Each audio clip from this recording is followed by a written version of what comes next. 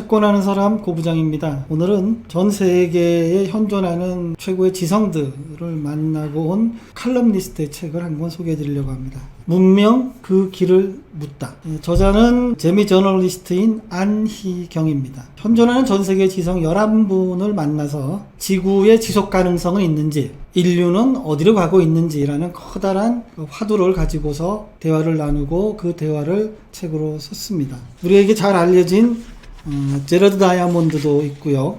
제레미 리프킨도 있습니다. 노암 촘스키, 리차드 윌킨슨, 지그문트 바우만, 장 지글러. 한 번씩은 이름을 들어봤던 제러드 다이아몬드는 이렇게 얘기하고 있습니다. 인류에게 주어진 시간은 50년 정도밖에는 없는 것 같다. 이 50년 동안 인류의 지속 가능한 생존을 위해서 문제를 풀던지 아니면 완전히 망치던지 어떻게든 시도를 해보아야 한다. 지금 우리가 살고 있는 방식을 고치지 않는다면 지구에 있는 대부분의 자원이 50년 안에 동나버릴 거다. 구체적으로 예를 드는 게 이겁니다. 불이, 주석, 은, 크롬, 아연. 전 세계 국가가 미국처럼 쓴다면 50년이 아니라 20년 만에 다 바닥날 정도밖에 양이 없다. 이렇게 얘기합니다. 그리고 지구에서 소비되는 목재의 대부분을 공급하고 있는 열대우림이 점점 사라지고 있다. 이게 목재를 위해서 베어지기도 하지만 고기를 얻기 위한 목축지로서 사용하기 위해서 나무가 베어지고 있기도 합니다. 그래서 점점 지구가 황폐해지고 있다는 겁니다. 나무가 베어지면 어떻게 되는가요? 천적이 사라지고 생태계가 교란됩니다. 그리고 전염병이 창궐하게 됩니다. 그전에는 우리가 전혀 무서워하지 않았던, 그리고 우리가 전혀 몰랐던 전염병들이 코로나 바이러스, 사스 바이러스, 에볼라 이런 바이러스들이 인간의 몸으로 들어오고 있습니다. 뛰어난 기술과 과학을 이용해서 현실의 문제를 풀어왔습니다. 이번 위기도 과학기술을 이용해서 적은 자원을 효율적으로 활용하는 방법을 개발한다면 극복할 수 있지 않겠냐라고 제러드 다이아몬드에게 물었습니다. 다이아몬드의 답은 아니다. 악마적 요소 없이 오로지 좋은 점만으로 무장한 기술 개발은 불가능하다. 에너지 문제와 공해 문제를 해결하기 위해서 고안한 핵 발전은 엄청난 테크놀로지의 혁신이었습니다. 그렇지만 한순간에 수십만 명의 목숨을 앗아갈 수 있는 위험 요소를 동시에 내포하고 있다는 것을 잊으면 안 된다. 인류에게는 더 이상 새로운 기술이 필요하지 않다. 이미 세계는 지속 가능하게 작동시킬 에너지 발전 기술을 알고 있다. 지금 인류에게 필요한 것은 기술이 아니라 정치적인 선택이다. 인류가 이제는 지속 가능한 경제를 받아들여야 한다. 이렇게 얘기합니다. 자, 제러드 다이아몬드가 얘기하는 지속 가능한 경제란 무엇일까요? 생산에 맞춰 소비하는 경제를 말합니다. 즉 자원이 유지될 수 있는 한도 내에서 소비하자는 것입니다. 자원이 이윤축으로 가는 구조가 아니고 이윤을 위해 지구를 파괴하는 것이 아니라 유지되도록 규제하는 경제를 영위해야 한다. 이런 얘기입니다. 지금으로부터 20여 년 전인 2001년 9월 11일 9.11 사태 이후에 분명해진 사실 하나는 세계화가 진행되면서 가난한 사람들의 가슴에 분노가 일렁인다면 부자 나라의 문제를 제기할 확률이 높아진다는 것입니다. 소말리아 해적들이 그 예 중에 하나입니다. 소말리아 해안이 유럽에서 내다버린 폐기물의 독성 때문에 어업이 불가능해졌습니다. 그러자 거기서 어업으로 생계를 이어가던 소말리아 사람들이 총을 들고 지나가는 배를 습격하기 시작했습니다. 소말리아 해적은 바로 소말리아 해변에서 어업으로 생계를 잇던 어민들입니다. 먹고 살기 위해서는 뭐라도 해야 되니까. 이런 예는 셀 수 없이 많습니다. 세계화 시대에는 이런 인과의 사이클이 더욱 빠르게 다가오고 있다고 다이아몬드는 얘기하고 있습니다. 그래서 부자들은 적극적으로 원조에 나서야 하며 이는 부자의 자비가 아닌 스스로를 지키기 위한 방어수단이므로 가진 것을 나누어야 한다고 주장하는 것입니다. 역사는 다수의 분노가 커지면 그 사회는 붕괴된다는 것을 말해주고 있습니다. 지금 세계는 분노가 임계점에 다다르고 있습니다. 돈의 힘이 절대적이 된 현대에서 가난한 사람들에 대해 소수의 부자들이 외면하면 안 됩니다. 세계적인 경제학자이자 문명 비평가인 제레미 리프킨과의 대담에서는 재생에너지가 중심이 되는 시대의 변화를 주제로 이야기하고 있습니다. 리프킨은 현재 세계는 두 개의 트랙으로 갈라지고 있다고 진단하고 있습니다. 하나는 거대 자본의 막강한 힘을 유지하기 위해 고갈되고 있는 석유 대신 다른 화석 연료를 채굴하는 길이고, 또 다른 하나는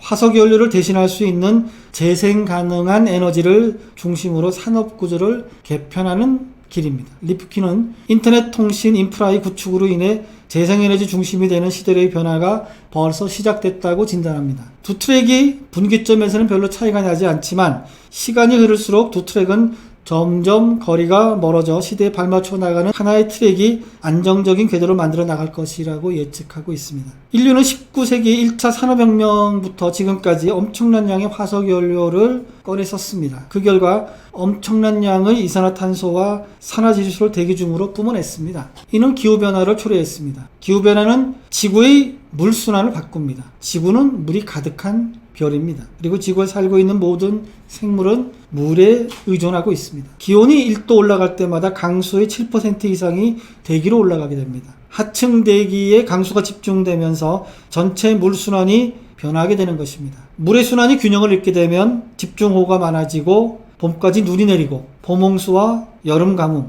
초대형 허리케인과 태풍이 더 자주 발생하게 됩니다. 현재의 생태계는 고유한 물순환 체계를 기반으로 수만 년 동안 발달되어 온 것입니다. 물순환 체계가 붕괴되면서 생태계의 교란으로 이어지고 있습니다. 4억 5천 년 동안 지구는 5번의 멸종 위기가 있었습니다. 모두 온도 변화 때문입니다. 과학자들은 이제 6번째 멸종의 위기에 돌입했다고 얘기하고 있습니다. 이번 세기가 끝나는 시점에 지구에 살고 있는 생명체 중에서 최대 60%가 사라질 수도 있다고 경고하고 있습니다. 이를 방지하기 위해서는 에너지 체계의 광범위한 전환을 이루어내야 한다라고 리프킨은 주장합니다. 화석연료 사용을 줄여서 탄소 배출을 줄여야 한다는 것입니다. 재생 가능한 자연 에너지로 산업의 동력, 생활 에너지를 바꾸어야 한다고 얘기합니다. 리프킨은 산업혁명이라는 것이 두 가지 조건이 충족될 때 진행되고 완성되었다고 생각합니다. 먼저 새로운 에너지 체계가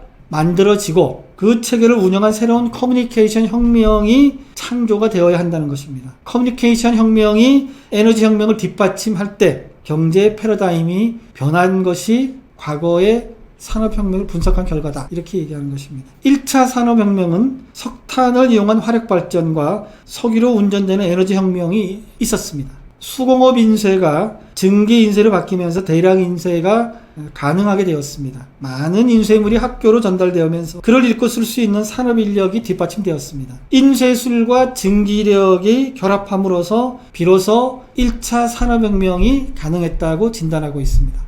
20세기에는 또 한 번의 커뮤니케이션 통합이 이루어짐으로써 2차 산업혁명이 완성됩니다. 중앙집중식 전력과 전화에 이어 등장한 라디오와 텔레비전이 빠르게 확산되면서 소비 문화가 열린 것입니다. 리프킨은 이 2차 산업혁명으로 만들어진 시대가 지금 죽어가고 있다고 진단하고 있습니다. 고갈되어 가고 있는 석탄, 석유, 천연가스, 오일샌드 같은 화석연료를 꺼내 쓰려면 더 많은 비용이 듭니다. 무엇보다도 화석연료의 사용은 지구를 오염시키고 기후변화를 야기하고 있습니다. 우리에게 필요한 것은 지금 일어나고 있는 3차 산업혁명이다. 이렇게 주장합니다. 3차 산업혁명을 뒷받침할 새로운 커뮤니케이션도 만들어지고 있습니다. 바로 인터넷이 그것입니다. 인터넷을 통한 커뮤니케이션 혁명으로 개인과 개인이 직접 연결되면서 수평적 권력이 형성되고 분산적 에너지가 새롭게 결합될 것이다 라고 전망하고 있습니다. 그런데 이 분산적인 에너지는 수평적 권력 속에서 협력적으로 조직되어야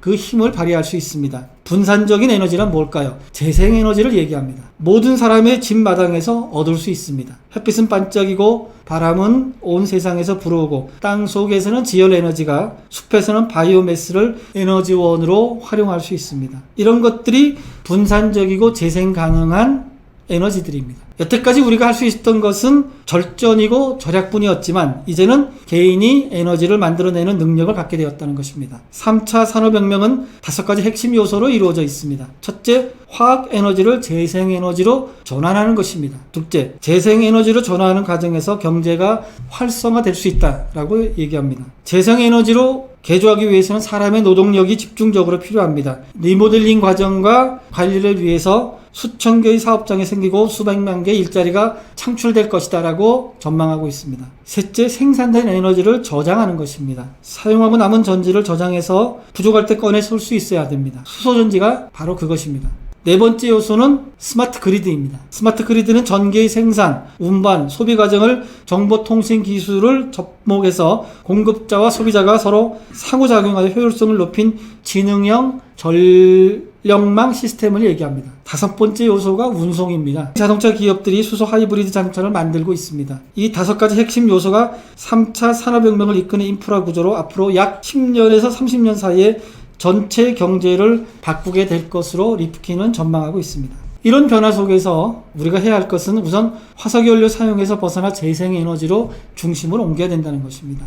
그 다음에 에너지를 민주화하고 민주적인 소통이 가능하도록 만들어야 하는 것이다. 세 번째 소개해드릴 지성은 리차드 윌킨슨입니다. 소득 불평등이 사회에 미치는 영향에 대해 연구해온 사회역학자입니다. 윌킨슨은 건강한 사회와 그렇지 못한 사회를 가르는 것은 절대적인 빈곤이 아니라 상대 소득과 사회적 격차가 주요 원인이라고 생각합니다. 1980년 이후 신자유주의 물결 속에서 빈부격차가 계속 벌어져 왔습니다. 2008년 금융위기로 소수의 부자는 더욱 부자가 되었으며 어중간한 부자와 중산층은 하층으로 밀려났습니다. 자본주의 부국에서도 부자들의 기대 수명이 가난한 사람들보다 20년이나 더 깁니다.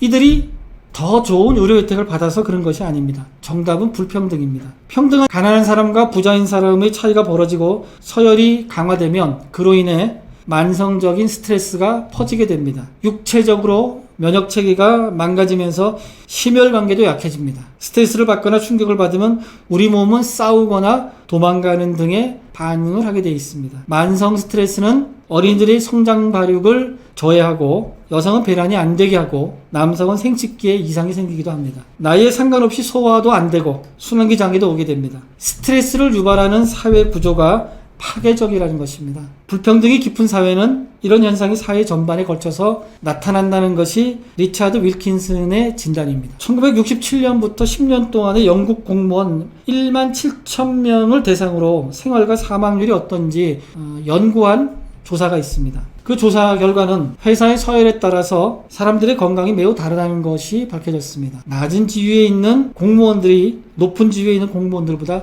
스트레스를 더 많이 받는 것으로 나왔습니다. 그래서 낮은 지위에 있는 공무원 남성들이 고혈압이나 비만, 심장병을 앓게 될 확률이 더 높았습니다. 또 상대적으로 심장병으로 죽음에 이를 수 있는 비율이 3배 차이가 났습니다. 나이가 같을 경우 지위가 높은 사람이 더 건강했습니다. 건강을 결정하는 가장 중요한 요인 중에 하나가 권력이라는 것이 증명된 연구 결과입니다. 그런데 한국의 소득 불평등은 세계 최상위 수준입니다. 한국보다 소득 불평등이 심각한 나라는 미국과 영국뿐입니다. 미국과 영국은 1980년부터 불평등이 더 심해졌습니다. 윌킨슨은 소득 불평등이 증가되는 시기에 성장한 아이들이 더 많은 폭력적인 집단을 유발한다고 쓰고 있습니다. 불평등으로 인해 사회통합이 약해졌기 때문이다. 이렇게 진단하고 있습니다. 평등과 건강, 사회의 결속은 같이 갑니다. 살인율과 자살률이 급증한다면 거기에는 실업률이 증가했다거나 하는 등의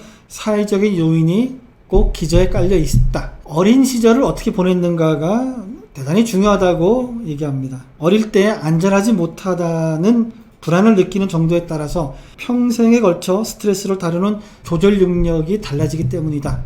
이렇게 얘기합니다. 국가가 책임져야 할 공적 기능은 당장의 안전을 보장하는 일과 동시에 가까운 미래에 들어갈 사회 비용을 줄이고 변화를 가져올 수 있는 버팀목이 되어주는 것이 국가의 공적 기능이다. 불평등의 기울기를 줄이는 열쇠는 소득일까요? 분배일까요? 가장 좋은 방법은 소득 차이를 줄이도록 바꾸는 것입니다. 단순하게 세금 혜택만 주는 것이 아니라 세금 이전의 소득을 생각해야 한다는 것입니다. 자본과 관련된 불평등도 심각합니다. 현재 유럽 국가들의 경우 가장 부유한 10%가 국부의 60%를 소유하고 있습니다. 반면에 하위 50%는 국부의 5% 미만을 소유하고 있을 뿐입니다. 불평등이 가장 심한 미국은 상위 10%가 국부의 72%를 차지하고 있고 하위 50%는 2%만을 소유하고 있습니다. 위에서 언급한 4명의 학자들 외에도 세계의 석학들과 대담을 쭉 하고 있습니다. 안희경은 이런 일련의 대담을 통해서 현대 인류의 위기는 어디에서 오는지, 세상을 구하려면 무엇을 해야 하는지, 새로운 사회를 만드는 기준은 무엇인지에 대해 묻고 있습니다. 가볍지 않은 질문들이고 또 한번 들어볼 만한 대답들입니다. 우리와 동시대를 살아가는 이 시대의 최고 지성들은 무엇을 고민하고 또 어떤 해답을 가지고 있는지 여러분도 한번 이 책 문명 그 길을 묻다를 보시고 한번 같이 생각해보는 기회를 가졌으면 좋겠습니다.